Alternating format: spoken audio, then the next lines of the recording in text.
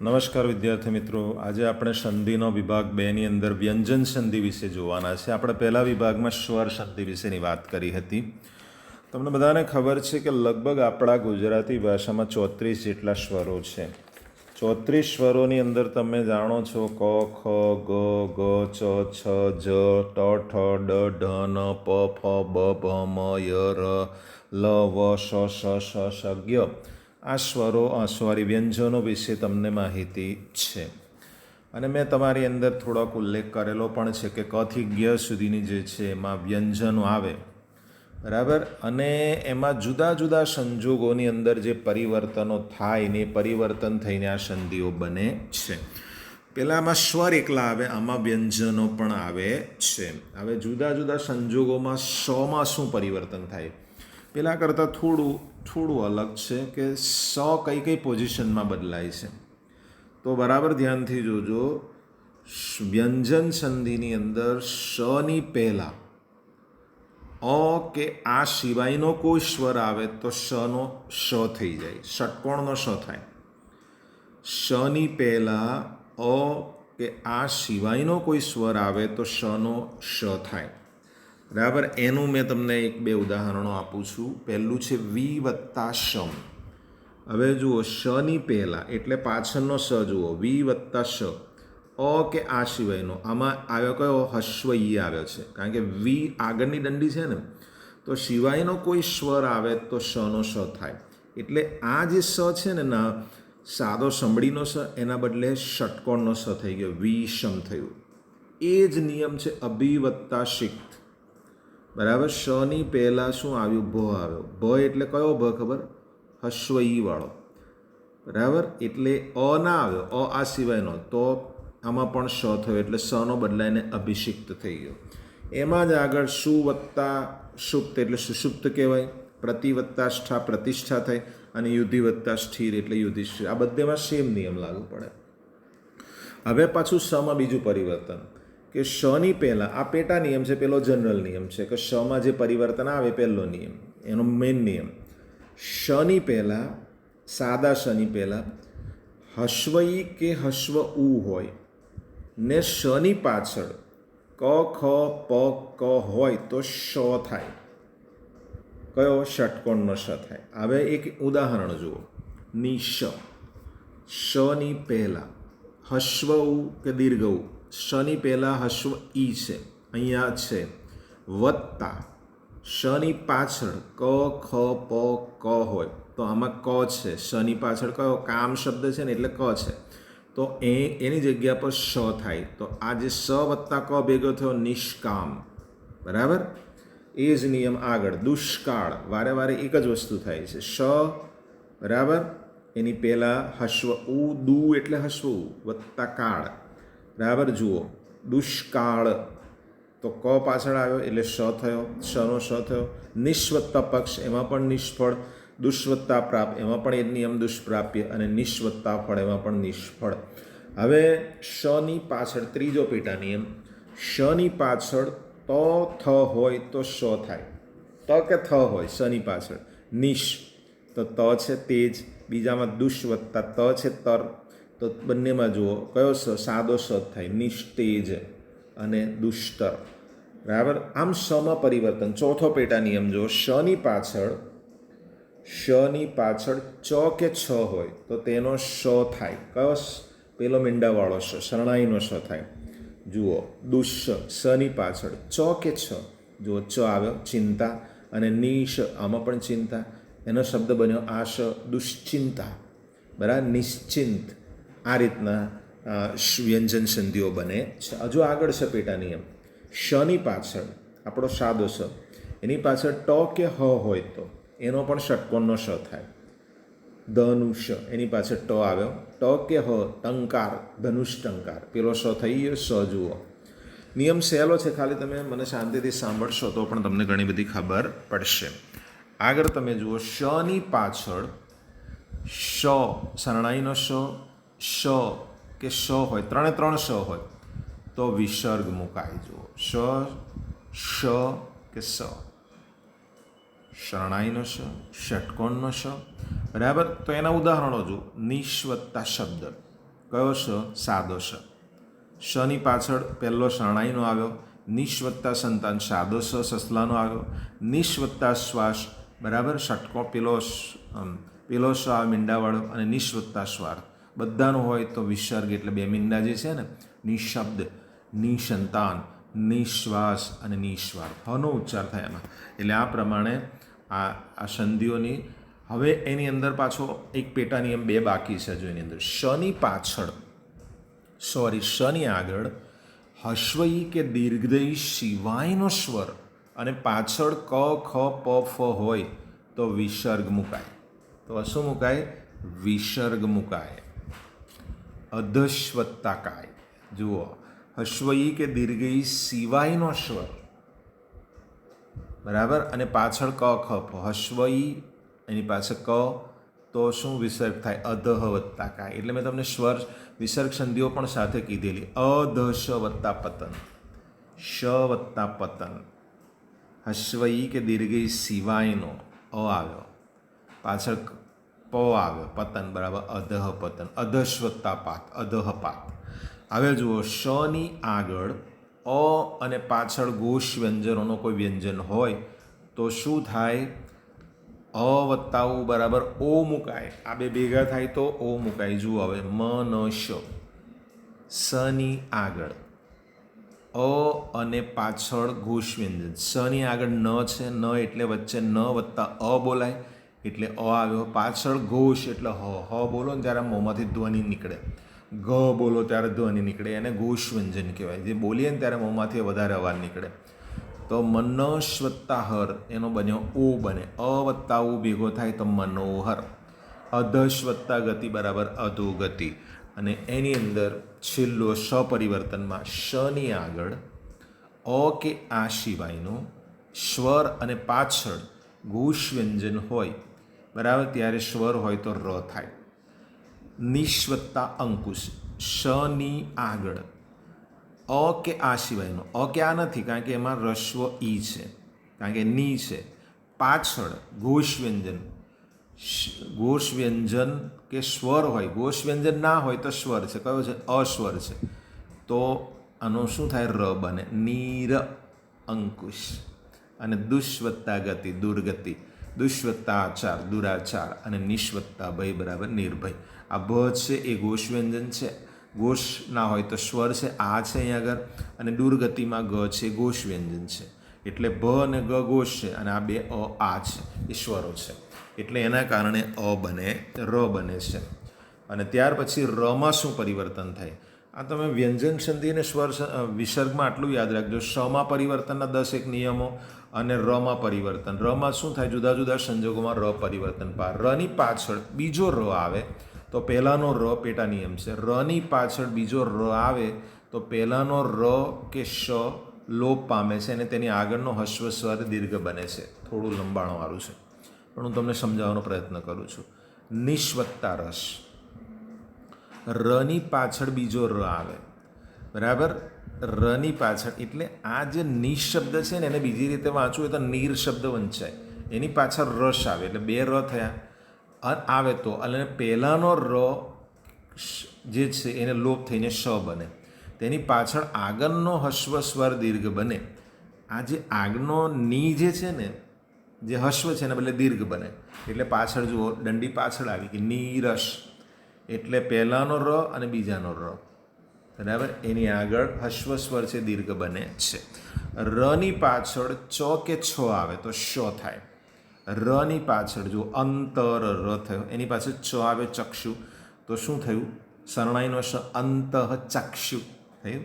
અને પુનર્વત્તા ચ બને પુનઃ ચક્ષુ, પુનશ્ચ. અને ત્યાર પછી રની પાછળ ત કે થ આવે તો શ થાય. રની પાછળ ત કે થ આવે તો અંતર્વત્તા તત્વ, અંત તત્વ, અંતસ્તત્વ. રની પાછળ ત કે થ છે બરાબર, તો અંતસ્તત્વ, એમાં પણ શ સાદો શ બન્યો. અને અંતર્વત્તા તાપ બરાબર અંતસ્તાપ, તો આવ્યો રની પાછળ તો અંતસ્તાપ બન્યો. રની પાછળ હસ્વઈ કે દીર્ઘ હસ્વઉ અને પાછળ ક ખ ગ આ ફ આવે તો શ થાય. હવે જુઓ, રની પાછળ ચતુર્વત્તા પદી, ર વત્તા પ બરાબર ચતુષ્પદી. રની પાછળ હસ્વ ઈ કેવું હોય? રની પાછળ હસ્વ દીર્ઘ ઈ કે ઉ હોય, પાછળ હસ્વ ઈ કે ઉ હોય અને પાછળ ક ખ પ ફ આવે. બરાબર, તો આ ર અને એની પાછળના ભાગમાં જે ક ખ પમાંથી હોય તો ચતુષ્પદી બને. ચતુર વત્તા ફલક એટલે ચતુષ્ફલક બને, કારણ કે એની પાછળ હોય તો આ ષટકોણનો સ બને. ચતુર વત્તા પાદ પ ફ બ આવ્યું. બરાબર, તો ચતુષ્પાદ બન્યો. એટલે એ પ્રમાણે રની જે પાછળ જે છે એ હસ્વ ઈ કે ઉ આવે. બરાબર, અને પાછળ ક ખ પ ફ આવે તો શ થાય.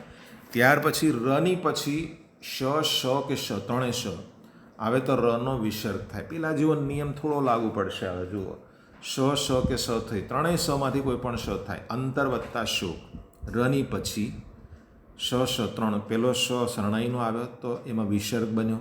બરાબર, વિસર્ગ અથવા એ ના બને તો શ કે શ થઈ જાય. જો અંત વત્તા શોક, અંતર વત્તા શાંતિ, અંત શાંતિ.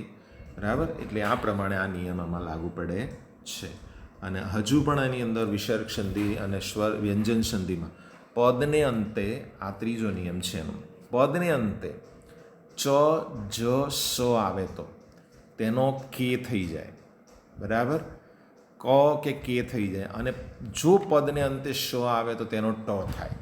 પદને અંતે શ આવે તો કયું? પદને અંતે ચ જ અને શ આવે તો વાચ.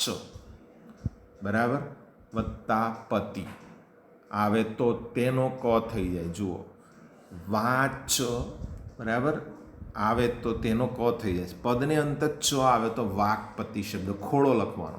દિશ વત્તા પાલ, દિક્પાલ, આમાં પણ ક ખોડો લખવાનો.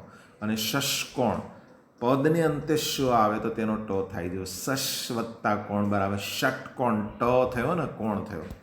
અનુનાસિક સિવાયનો કોઈ પણ સ્પર્શ વ્યંજન પછી આવે. અનુનાસિક એટલે તમારા નાકમાંથી જે બોલાય છે તે. દાખલા તરીકે નીર વત્તા રવ, બરાબર, એટલે એનો નિશ વત્તા રવ બન્યો એટલે નીરવ શબ્દ બન્યો. બરાબર, નીરવ. અનુનાસિક સિવાયના કોઈ પણ સ્પર્શ વ્યંજન પછી.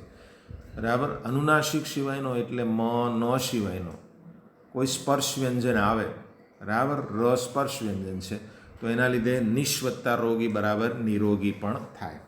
રની આગળ હસ્વઈ કે ઉ હોય, ઉ સિવાયનો સ્વર અને પાછળ ક ખ પ આવે તો ર વિસર્ગ બને.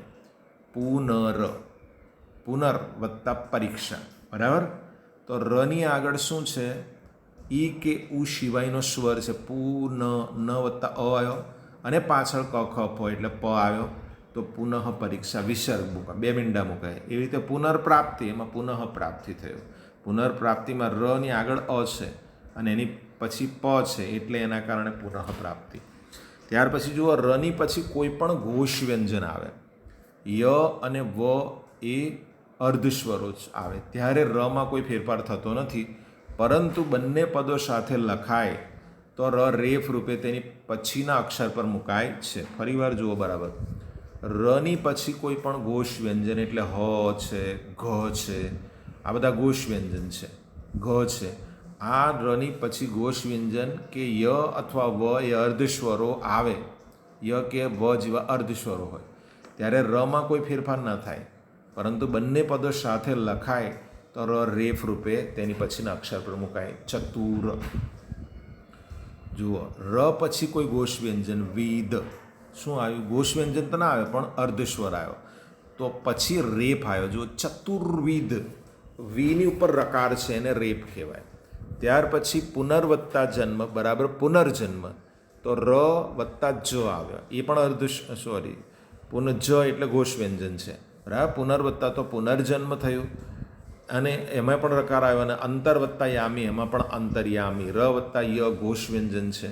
બરાબર, ય ઘોષ તો ના પણ અર્ધસ્વર છે. એટલે આ પ્રમાણે ત્યાર પછીનો નિયમ જો ઘોષ વ્યંજન આવે, જો અઘોષ વ્યંજન આવે તો સ્પર્શ વ્યંજનને બદલે તેના વર્ગનો પહેલો વ્યંજન મુકાય છે. તેના વર્ગનો પહેલો વ્યંજન મુકાય.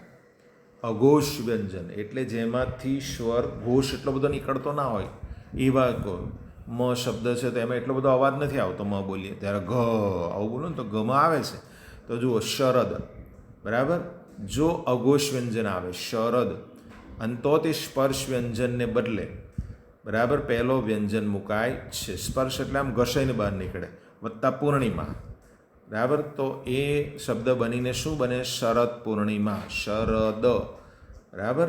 એટલે પૂર્ણિમા શબ્દ બને, વ્યંજન મુકાય છે. જો સ્વર કે ઘોષ વ્યંજન આવે તો તેના વર્ગનો ત્રીજો વ્યંજન મુકાય. જો સ્વર કે ઘોષ આવે તો તેના વર્ગનો ત્રીજો વ્યંજન મુકાય. શત વત્તા આચાર. જો સ્વર કે ઘોષ વ્યંજન આવે, સ્વર કે ઘોષ વ્યંજન તો, બરાબર, અને આચાર, બરાબર. આ અસ્વર છે, સ્વર કે ઘોષ વ્યંજન બેમાંથી કોઈ પણ આવે તો એ વર્ગનો ત્રીજો વ્યંજન મુકાય. શત વત્તા આચાર, બરાબર. તો એમાં શું ત આવ્યો ને, ત અને આ આવ્યો તો આ થયો એટલે સદાચાર શબ્દ થયો. અને તત્ વત્તા ગુણ મૂકાય તો તદગુણ શબ્દ થયો, બરાબર. આ દ એ ત્રીજા વર્ગનો શબ્દ છે, એની સિરીઝમાં આવતો શબ્દ છે ઘોષ વ્યંજનોના. દ પણ ઘોષ વ્યંજન જેવો છે પણ એના પછીની સિરીઝમાં આવે છે. ત્યાર પછી જો અનુનાસિક આવે, જે નાકમાંથી આવે, તો સ્પર્શ વ્યંજનને બદલે તેના વર્ગનો અનુનાસિક આવી શકે છે. એ જ વર્ગનો અનુનાસિક સ્પર્શ વ્યંજન એટલે ઘસાઈને શબ્દો નીકળતા હોય. શત વત્તા ગતિ. ગતિ ઘોષ વ્યંજન છે પણ આપણે ઘસાઈને શબ્દ નીકળે, સ્પર્શ વ્યંજન એટલે ત અ વત્તા ગ થયું, બરાબર. તો એના વર્ગનો અનુનાસિક એટલે અડધો ન જે છે ને અનુનાસિક જ છે, ન પણ મ પણ અનુનાસિક છે તો સન્મતિ શબ્દ બને. એવી રીતે દિશ વત્તા મૂળ બન્યા, બરાબર. તો એનો ઉચ્ચાર થાય દિંગ મૂળ એટલે એ પણ જો અંગવળ આવ્યો ને એ પણ અનુનાસિક છે. એટલે સ્પર્શ વ્યંજનના બદલે તેનો અનુનાસિક આવી શકે. એટલે શ પછી અનુનાસિક આવ્યો અને એનો શબ્દ બન્યો સ્પર્શ વ્યંજનને બદલે વર્ગનો અનુનાસિક શબ્દ એટલે અંગ શબ્દ દિંગ મૂળ, બરાબર. અને ત વર્ગના વ્યંજનોમાં જુદા જુદા સંજોગોમાં જે પરિવર્તનો થાય છે એના પણ જોઈ લે. ત વર્ગની અંદર વ્યંજન પછી ચ વર્ગનો વ્યંજન કે શ આવે તો ત વર્ગના વ્યંજનને બદલે તેના મળતો ચ વર્ગનો વ્યંજન આવે છે. ત વર્ગના વ્યંજન પછી ચ વર્ગનો વ્યંજન આવે તો ચ આવે તો ત વર્ગના વ્યંજનને બદલે તેને મળતા ચ વર્ગનો વ્યંજન આવી શકે છે. દાખલા તરીકે સત વત્તા ચરિત્ર.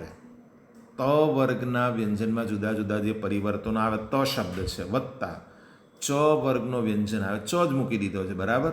તો શ જે આવે તો ત વર્ગના વ્યંજનને બદલે તેના મળતો ચ વર્ગનો, તો એના મળતો એટલે અડધો ચ, સચ્ચરિત્ર, બરાબર. એ અડધો ચ સાથે આવ્યો એટલે સચ્ચરિત્ર થયું. બીજો શબ્દ છે ત પછી આવ્યો એ જ વર્ગનો જ શબ્દ, બરાબર. તો બીજો શબ્દ બન્યો એ વર્ગનો જ અડધો જ આવે એટલે સજ્જન શબ્દ. જગત વત્તા જનની એટલે જગતજનની. એટલે ચ વર્ગના જે વ્યંજનો જે છે એમાં શ આવે, બરાબર. તો આ રીતના ત વર્ગના વ્યંજનને બદલે તેના મળતો આવતો ચ અથવા અડધો જ એ રીતના શબ્દો બને છે. એટલે ડબલ શબ્દ થાય.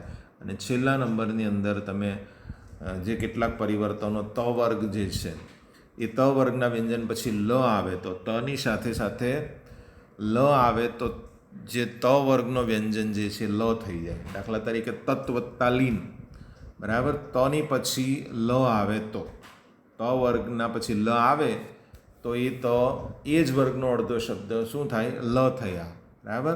તો ડબલ લ તલ્લીન શબ્દ થયો. અને વિદ્યુત વત્તા લેખ એમાં પણ જો વિદ્યુલ્લેખા, બરાબર. એટલે અડધો લ ને એ બને છે. અને અનુનાસિક સિવાયના સ્પર્શ વ્યંજન પછી જો સ આવે તો અનુનાસિક સિવાયના નિરનુનાસિક, અનુનાસિક સિવાયનો જે સાદો શબ્દ હોય ને તો સ્પર્શ વ્યંજન પછી શ અને આવા બધા શબ્દો જે સ્પર્શ વ્યંજન છે ઘસાઈને નીકળે, જીભમાંથી સિસોટી વાગતા હોય એવું લાગે, તો શ આવે તો શનો છ થઈ જાય.